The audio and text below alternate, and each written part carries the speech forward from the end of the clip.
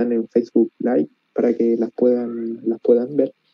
Y bueno, nada más que desearte éxito, Andrea, en tu trabajo de doctorado. Y bueno, vamos a pasar a nuestro siguiente expositor, ¿ya? Que viene desde la tierra de México, que ya se está preparando, el candidato a magíster Rogelio Torres, que nos va a hablar un poquito de aplicaciones del ruido sísmico ambiental. Rogelio, estás por ahí, ¿no es cierto? Tienes que sacarte el silencio. Hola. Ahí sí. Sí, ¿me escuchas, Efra? Perfectamente, compañero. Ya pues, el escenario es tuyo, así que te dejo. Gracias. Primero, agradecer a todos por su estancia aquí y a los organizadores también de esta jornada de posgrado. Bueno, yo les voy a platicar un poquito sobre las aplicaciones del ruido sísmico ambiental. Mi nombre es Rogelio Torres, estoy estudiante de magíster con el profesor Sergio Ruiz y vamos a empezar con esta pequeña charla que va a intentar ser un poco más dinámica que técnica. Entonces podemos ver que en la imagen principal tenemos una señal. Viene aquí 3 componentes, LC3, N, E, Z. Y lo que podemos ver aquí son señales que no representan sismos característicos como los conocemos. Tiene una característica esto. Por ejemplo, esta señal empieza en la hora 5 y acaba más o menos como por la hora 11. Entonces estamos hablando de que hay una señal que dura aproximadamente 6 horas. Este tipo de fenómenos han existido durante en los registros sísmicos, pero había sido muy poco su análisis en la parte de la sismología, ¿no? Voy a comenzar primero con una pregunta, que es, ¿alguna vez has visto un sismo? Y me refiero en has visto y no has sentido, porque seguramente muchos de nosotros hemos sentido un sismo, pero no sé si lo hemos visto todos. Y a lo mejor para algunos, ver un sismo es quizá ver un puntito en un mapa, como el que vemos aquí del lado izquierdo, y creemos que eso es ver un sismo, pero en realidad para nosotros que estudiamos la parte de la sismología va un poco más allá, ¿sí? Es un poco más complejo que eso. Para poder observar primeramente un sismo, necesitamos conocer algunos sensores que se utilizan para su registro físico y podemos clasificarlo en 2 tipos de sensores. Un sensor en tierra, que son sensores Gural, sismógrafos, acelerógrafos, y también sensores marinos. Estos 2 tipos de equipos nos permiten registrar señales continuas, lo que le llamamos señales de ruido sísmico. Dentro de esas señales vemos que se registran sismos muy peculiares y nosotros los utilizamos para trabajar y hacer sus características sísmicas. En la parte de acá abajo donde dice señales sísmicas, tenemos un registro que es un sismo del 19 de septiembre de 2017 de México. Cada una de las líneas representa una hora, vemos un registro de 24 horas, pero podemos ver que en los registros de repente no hay nada y de repente hay unos pequeños saltos, ¿sí? No sé si se alcanzan a ver. Esos pequeños saltos son pequeños sismos. Entonces, de todo este registro, cada uno de estos saltitos es un sismo y principalmente este es el sismo del 19 de septiembre, ocurrido cercano a la Ciudad de México. ¿Qué pasa acá? Durante muchos años he estudiado la parte de la sismología como tal, la parte de los sismos muy puntual. En este lado nosotros vamos a analizar lo que no es sismo, ¿sí? Todo lo que es ruido sísmico o lo que se le conocía como ruido sísmico. ¿Por qué ruido? Porque interfería con la señal o con el sismo. A veces influye demasiado, si el sismo es muy pequeño, el ruido es más grande y no se alcanza a ver. Entonces se le llama ruido sísmico porque afectaba la señal y tendía a removerse. Pero hace algunos años, no tiene mucho, hace unos 50 años, se empezó a analizar un poco más ya qué pasaba en ese periodo de tiempo donde no había sismos. Y podemos ver que hay marcado de color cremita, por acá, unos cuadritos, donde no hay sismos, donde solamente hay registro sísmico. Pero ¿qué ha pasado? Nos hemos dado cuenta que también en esos sitios donde aparentemente no hay ningún sismo, sí existe información, ¿sí? Y eso nos ha permitido analizar diferentes fenómenos y diferentes sitios para poder observar su comportamiento sísmico de manera temporal. Ya no solo los sismos puntuales, sino en el tiempo. Y eso es lo que vamos a explicar un poquito más adelante. Y como definición, así empezando por los que es un poco nuevo este tema, que es el ruido sísmico. Y bueno, el ruido sísmico son vibraciones producidas naturalmente en la Tierra. Pueden ser de 2 tipos, de manera natural o de manera antropogénica, que viene dada la manera antropogénica por algunas fuentes o señales que no son de origen natural, sino son generadas principalmente por el hombre, coches, máquinas, algunos otros efectos que pueden estar afectando mi ruido en ese entorno, alguna otra máquina. Sin embargo, también hay señales que son de manera natural, como puede ser el oleaje, el viento, un cambio de temperatura, el clima, y vibraciones naturales del sitio que aparentemente no tienen ninguna dirección, ¿sí? Sino vienen en una contribución de todas las orientaciones que permite contribuir y enriquecer un poco esta parte del conocimiento del ruido sísmico. Y bueno, ¿qué hemos podido hacer con esto? ¿Qué nos ha permitido analizar ahora este tipo de registros? Principalmente en México se ha desarrollado algo que se conoce como el sistema de alerta sísmica temprana, que es una especie de avisar entre 60 y 90 segundos antes un sismo que llega hasta Ciudad de México, aproximadamente a 500 kilómetros. Entonces, hay registros continuos de ruido sísmico que se está analizando en el tiempo, llega un sismo en la costa, avienta una señal a la velocidad de la luz a Ciudad de México activa unas bocinas y esas bocinas hacen una alerta que aproximadamente tarda minuto y medio en que el sismo llegue hasta la Ciudad de México. Entonces, el análisis del ruido sísmico nos ha permitido construir algunos mecanismos y algunas soluciones a algunos problemas que antes no se tenían, o que antes ni siquiera podíamos saber que podíamos lograr, ¿sí? ¿Qué más hemos podido hacer? Principalmente con las técnicas de ruido sísmico hemos analizado los sitios en ciudades urbanas. Hemos hecho geofísica donde no es posible hacer geofísica porque nos encontramos con muchas trabas en cuestión de las ciudades, pero las técnicas de ruido sísmico me han permitido medir un sitio y poder analizar, por ejemplo, su efecto de sitio. Y el efecto de sitio es importante, se ha visto en diferentes trabajos a nivel mundial, porque nos permite caracterizar una zona dependiendo de su rango de frecuencias y dependiendo de su amplitud. Entonces, el análisis del ruido sísmico para las ciudades, ¿sí?, nos ha permitido obtener también modelos de velocidades.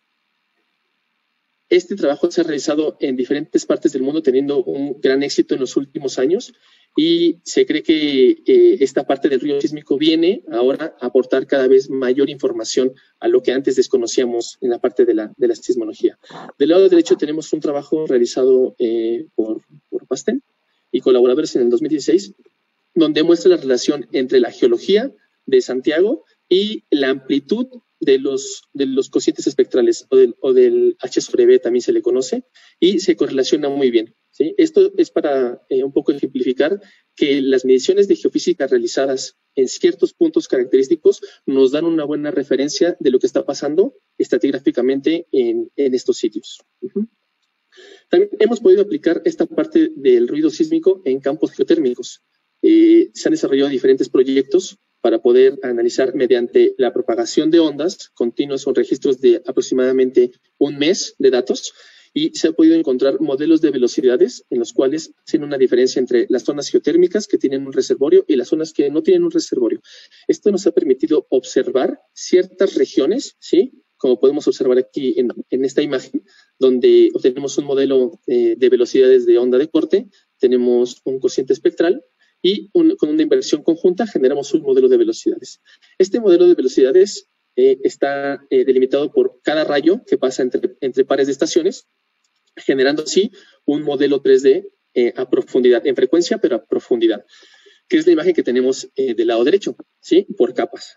Y esto nos permitió como resultado encontrar en la parte morado, que nosotros consideramos que es una zona de una anomalía de velocidad, una variación de velocidad con respecto al resto y el entorno, y poder inferir o poder asumir que sobre esta zona se encuentra un poco el reservorio, que es lo que estamos caracterizando en esta zona, ¿sí? Los puntos verdes son sismicidad, que también se ubica alrededor de los pozos, que son los cuadrados naranjas, y si nos damos cuenta, la zona morada representa un poco bien lo que es, nosotros queremos ver como una parte de anomalía, ¿sí? Anomalía, nos referimos a algo diferente a lo que es el resto. También, ¿qué se ha podido hacer en la parte de ruido sísmico? Se han medido, por ejemplo, pirámides. Hemos podido hacer arqueometría, que se basa en técnicas, análisis de técnicas físicas, para el conocimiento histórico, en este caso unas pirámides, Teotihuacán aquí en México. Es un trabajo desarrollado por el ya ahora doctor Peña Flores, en el cual hacemos una especie de procesamiento muy similar, obtenemos modelos de velocidades, obtenemos curvas de dispersión y principalmente obtenemos modelos de velocidad de onda de corte. Se puede observar en este modelo de la pirámide que la pirámide no es homogénea, la pirámide tiene características diferentes en cuestión de velocidad. Se cree que la pirámide por dentro, la estructura está un poco dañada en cuestión a una parte norte, una parte sur respecto al este y al oeste, y eso ha permitido observar características físicas de las estructuras sin tener que realizar ninguna fuente, sin tener que dañar ninguna estructura, sin tener que ser invasivos, ¿sí?, con el suelo. Simplemente ir con un sensor, medir con alguna estructura, con alguna orientación, como podemos ver en la imagen del lado izquierdo, y eso nos permite hacer correlaciones entre pares de estaciones, ¿sí?, y obtener modelos de velocidad. ¿Con qué? Solamente con ruido sísmico. No hace falta generar ninguna fuente. También, ¿qué se ha podido hacer o qué es, hasta dónde nos ha llevado esta parte del ruido sísmico o de la parte de la geofísica? Bueno, principalmente hemos ya conquistado el mundo, pero hemos podido salir de él, ¿sí? Hemos llegado a Marte, hemos llegado a la Luna y se ha podido hacer diferentes trabajos. Hay un trabajo aquí de la Luna desarrollado por Michel Campillo y colaboradores, donde encuentran con sensores de ruido sísmico encuentran sismos y por lo tanto pueden hacer modelos de velocidades. Y podemos ver que en la parte del artículo desarrollado por Campillo y colaboradores, vemos que obtienen una velocidad de grupo en función de la frecuencia y también encuentran un modelo de velocidad con respecto a su profundidad. Igualmente pasa con trabajos realizados en Marte, donde también encuentran señales, ¿sí?, transitorias. Sabemos que la rotación de Marte no es igual que la de la Tierra, pero también encuentran señales sísmicas, las cuales pueden hacer correlaciones y encontrar modelos de velocidades. Es decir, el ruido sísmico y la geofísica y la sismología se ha podido exportar, ¿sí? Hemos podido conquistar otros planetas y se ha podido entender un poquito más qué pasa fuera de nuestro mundo, ¿no? Y bueno, ahora un trabajo un poco más reciente, cuestión a lo de la pandemia, que va a hablar Javier en un momento más adelante, pero esto es importante porque se empezaron a hablar como de un poco de mitos de decir que en la época de la pandemia temblaba más, ¿no? Y no es cierto, la realidad es que no tiembla más, simplemente el ruido ambiental, lo que ya vimos, el ruido antropogénico, el ruido por los coches, el ruido por el tránsito, disminuyó, dejando ver un poco los sismos pequeñitos que antes se enmascaraban por todo el ruido generado.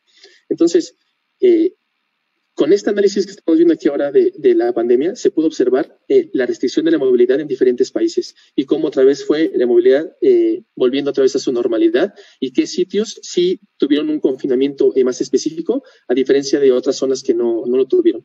Todo esto con análisis de ruido sísmico, ¿sí? Sin generar ninguna fuente. Una de las principales características y ventajas de esto es que no requerimos que tiemble, no requerimos que exista alguien que esté excitando el medio para que la onda se propague y nosotros la podamos recibir. Esto es de manera natural, ¿sí? Obviamente tiene una matemática detrás, pero funciona solamente midiendo ruido sísmico. Y bueno, aquí como pregunta ya sobre a lo que quiero llegar, ¿no?, que es mi tema de tesis, que es que el análisis del ruido sísmico ya vimos que nos puede ayudar a comprender diferentes fenómenos, pero en realidad podemos llegar a comprender lo que pasa en los terremotos lentos o señales de deslizamiento lento. Y pues regreso a la imagen inicial, donde yo les comentaba que aquí hay una especie de señal, se llama un tremor, ¿sí?, que dura aproximadamente 6 horas. Entonces, es una señal que está emitiéndose, ¿sí?, por un deslizamiento, ¿sí?, durante un periodo de 6 horas, y así hay diferentes periodos. Puede ser que esto dure 6 horas, puede ser que dure un día, 3 días, 5 días, se le conoce como señales de deslizamiento lento. Y mi idea ahora, o lo que estamos trabajando, es intentar conocer o intentar explorar la respuesta que existe de estas técnicas de ruido sísmico temporales, ya no solo en ciertos periodos en específico, sino ya analizar series de tiempo bastante grandes en las cuales podemos encontrar características dentro de las señales que quizás no se vean visualmente, pero que espectralmente sí existan. Entonces, hemos realizado un análisis espectral en cuestión a su variación de amplitud, que nos ha permitido observar señales, por ejemplo, como muestro aquí en la gráfica de lado derecho. Esta gráfica representa altos de amplitud y bajos de amplitud. Regularmente la teoría asume que la amplitud no debería de cambiar, debería de mantenerse estable. Sin embargo, no sucede así. La realidad es otra. ¿Y por qué es otra? Porque están llegando señales o fuentes de algún sitio en específico que están alterando mi registro sísmico. Esto nos ha permitido conocer diferentes variaciones espectrales de las señales a pesar de que la señal físicamente no se vea. Es decir, puede ser que en la hora 8 yo estoy viendo una señal, un tremor que está llegando, pero puede ser que a la hora 16 yo no lo vea, pero sí exista. ¿Sí? Entonces, no confiamos solamente en lo que vemos, sino en lo que matemáticamente o espectralmente podemos observar. ¿Y qué pasa acá? En lo que tengo del lado derecho, en el cuadradito, esto está en cero, está normalizado, podemos ver que para el día 97 y 98 tenemos un alto de amplitud, pero podemos ver que para el día 199 y el día 212 tenemos bajo amplitud. ¿Sí?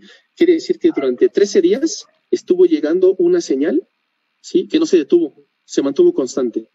Entonces, nosotros estamos comparando estos resultados con otros estudios que ya se hicieron también de Miguel Sáez en el 2019, donde él demuestra que sí efectivamente están llegando señales de deslizamiento lento en ciertos periodos de tiempo y nosotros estamos correlacionando esas señales que está viendo Sáez en su trabajo con las señales que estamos viendo con el análisis de ruido sísmico ambiental. ¿Y esto qué nos permite? Poder utilizar el ruido sísmico para caracterizar sitios donde quizá no se vean señales como las que estamos viendo acá como tremos, pero que en realidad sí existan, ¿sí? Ocultas señales que nos puedan dar un indicio de que existe ahí un deslizamiento lento o no, posiblemente asociarlo. Entonces, para poder hablar de esa parte de mi tesis, tener que dar un poquito de contexto, pero quiero que quede un poco claro que el ruido sísmico tiene demasiado futuro y ahora queremos implementar temporalmente, ¿sí? Cuál es su comportamiento y cómo sería su respuesta ante posibles fenómenos como deslizamiento lento. Y bueno, una frase, ¿no? Hablando de esto mismo, parte de señales de deslizamiento lento, que también es un término nuevo para muchos de nosotros, y dice que lo que sabemos es una gota y lo que no sabemos es todo un océano. Gracias. Muchas gracias, Rogelio, por esta presentación, por esta pequeña pincelada que tiene que ver el estudio del ruido sísmico y la aplicación que tú le estás dando también a tu tesis con respecto a los terremotos lentos, ¿no? Yo te quiero hacer una pregunta con respecto a eso. ¿Tú sabes si es que hay algún más trabajo? Porque yo tengo entendido de que en muchos lugares se han encontrado terremotos lentos, pero ¿hay alguien que lo haya estudiado desde el ruido sísmico también? ¿O esto tú no sabes si es que hay otros grupos que han hecho algo similar en otras partes del mundo? Buena pregunta, Efra. Mira, lo que se ha estado estudiando actualmente en los últimos, yo creo que 4 años, es el análisis dinámico del ruido sísmico. Se creía, bueno, se entendía que el ruido sísmico era estático y que si yo iba a medir hoy y medía dentro de 3 meses y dentro de un año, el comportamiento iba a ser muy similar. Sin embargo, en los últimos trabajos de hace unos 4 años, diferentes investigadores en Noruega, en Francia, se han estado dando cuenta por sensores que tienen, por ejemplo, en la Antártida, que hay temporadas donde se congela y donde se descongela, y han observado este tipo de comportamiento relacionado a otros factores. Pero el simple hecho de hacer el análisis dinámico del ruido sísmico, creo que ahora ya es una nueva área de exploración que se ha venido haciendo en los últimos años. Entonces, en realidad, al analizar como tal señales de deslizamiento lento desde el ruido sísmico, yo no me he encontrado trabajos de ese tipo. Perfecto. Es un excelente trabajo, un excelente hallazgo y también una excelente herramienta para poder utilizar, porque son herramientas pasivas también, como tú decías, para poder hacer todo este tipo de estudios. Te dan muchísimas felicitaciones también algunos compatriotas tuyos que están dejando ahí en el chat. Y no me queda más que agradecerte por tu participación, Rogelio, y también mucho éxito en tu